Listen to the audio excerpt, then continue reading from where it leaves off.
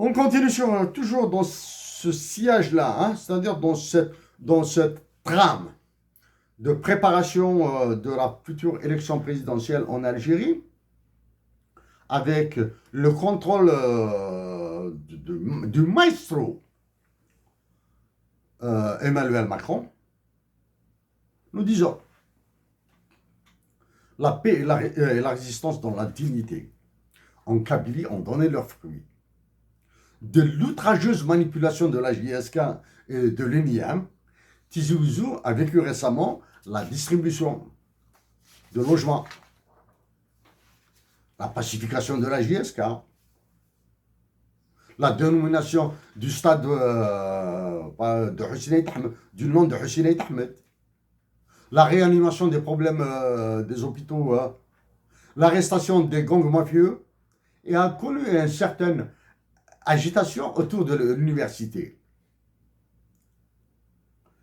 La Kabylie doit éviter d'être dupe et doit comprendre qu'il est exigé d'elle de voter massivement pour le candidat militaire ou militarisé à la présidence. À défaut, tout reviendra et en pire, cette fois-ci par Béjaïa, qui est encore plus radical que Tizi Ouzou.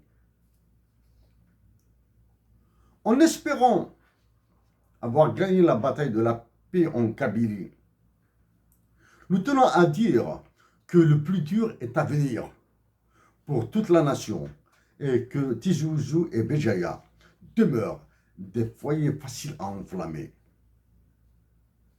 Toute la Kabylie, disons, toute la Kabylie, et c'est valable pour toute l'Algérie, doit se rappeler que les marionnettes des généraux créés au début des années 90 ont été réactivées et mises en ordre de service.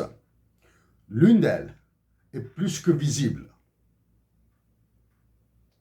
Espère-t-elle un renvoi d'ascenseur comme conseiller spécial, comme ambassadeur hors diplomatie pour voyager, gagner beaucoup de devises, se faire star et ensuite écrire des livres qu'il étalera sur les plateaux de certaines télévisions? Dans la deuxième partie, nous aborderons ce qui se passe au Mali, Niger et l'Algérie, l'ONU, le Conseil de sécurité et les dangers qui risquent d'emporter l'Algérie.